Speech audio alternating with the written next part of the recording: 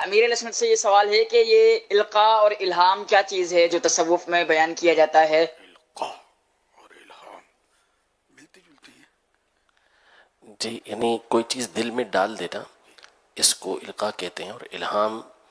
یہ بھی جو غیر نبی ہوتا ہے اس کے لیے خاص طور پہ استعمال ہوتا ہے۔ یعنی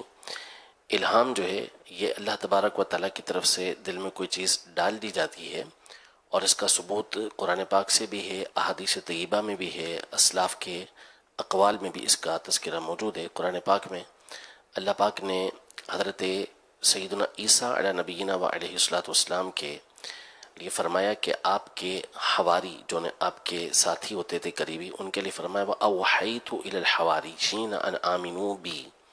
وَبِرَسُولِي، کہ میں نے حواریوں کی طرف وحی کی۔ تو یہاں جو وحی ہے یہ الہام کے معنی میں، کہ ان کو میں نے الہام کیا، ان کے دل میں یہ بات ڈالی کہ وہ مجھ پر ایمان لے کر آئیں اور میرے رسول پر ایمان لے کر آئیں۔ اسی طرح حضرت سیدنا موسیٰ علیہ نبینا و علیہ الصلوۃ والسلام کی والدہ کے لیے سورہ قصص میں اللہ تبارک و تعالیٰ نے یہ ارشاد فرمایا وَأَوْحَيْنَا إِلَىٰ أُمِّ موسیٰ، کہ ہم نے موسیٰ علیہ السلام کی والدہ کی طرف وحی کی، یعنی ان کو الہام کیا، ان کے دل کے اندر یہ بات ڈالی۔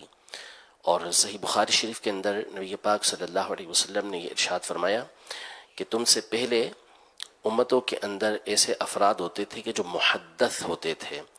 اور محدث کا معنی صحیح مسلم میں یہ بیان کیا امام ابن وہب نے کہ ملہمون، جن کو الہام کیا جاتا تھا، یعنی ان کے دل کے اندر بات ڈالی جاتی تھی۔ اور میری اس امت میں اگر ہے، یعنی یقیناً ہے، تو وہ عمر ہیں، یعنی حضرت عمر رضی اللہ تعالی عنہ ان الہام کیے گئے لوگوں میں سردار ہیں، جن کو الہام کیا جاتا ہے، جن کے دل کے اندر بات ڈالی جاتی ہے۔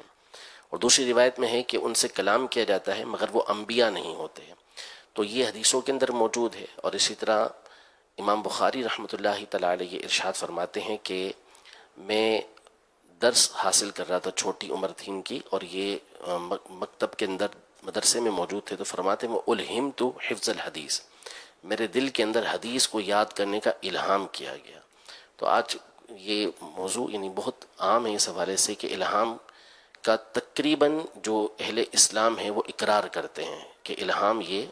جو غیر نبی ہوتا ہے اس کو اللہ تبارک و تعالیٰ کی طرف سے بعض اوقات دل کے اندر بات یہ ڈال دی جاتی ہے، داخل کر دی جاتی ہے، وہ چیز اس کے لیے روشن ہو جاتی ہے۔ جیسے امام احمد بن حنبل نے حضرت عمر رضی اللہ تعالیٰ عنہ کا یہ واقعہ صحیح سند کے ساتھ روایت کیا کہ آپ نے مدینہ منورہ میں بیٹھ کر نہاوند کے مقام پر حضرت ساریہ کو آواز دی، کیونکہ سارے پردے آپ کے سامنے کھل گئے تھے، تو آپ نے فرمایا یا ساریہ الجبل، اے ساریہ پہاڑ کو اپنے پیچھے لے لو۔ تو پھر بعد میں جب ان کا قاصد آیا تو بتایا کہ ہمیں حضرت عمر رضی اللہ عنہ کی آواز وہاں پر پہنچی تھی۔ تو اس مقام پر شارحین نے لکھا کہ اللہ تبارک و تعالیٰ کی طرف سے کشف اور الہام حضرت عمر رضی اللہ عنہ کو کیا گیا تھا۔ تو یہ تقریباً متفق علیہ مسئلہ ہے کہ انبیاء کرام علیہم السلام کے بعد بھی یہ الہام کا سلسلہ اللہ تبارک و تعالیٰ نے اس امت کو عطا فرمایا ہے، لیکن الہام وہی نہیں ہے، وہی قطعی ہوتی ہے اور یقینی ہوتی ہے، اور وہ نبی کے ساتھ خاص ہے۔ الہام یقینی نہیں ہوتا، قطعی نہیں ہوتا، اس کے ذریعے سے کسی کے اوپر حکم ہم ثابت نہیں کر سکتے، اور یہ ضروری بھی نہیں ہوتا کہ ہر ولی کو ہو، بلکہ جس پر اللہ تبارک و تعالیٰ چاہے یہ انعام فرماتا ہے۔ اور الہام اور وسوسہ کا فرق بھی کر سکتا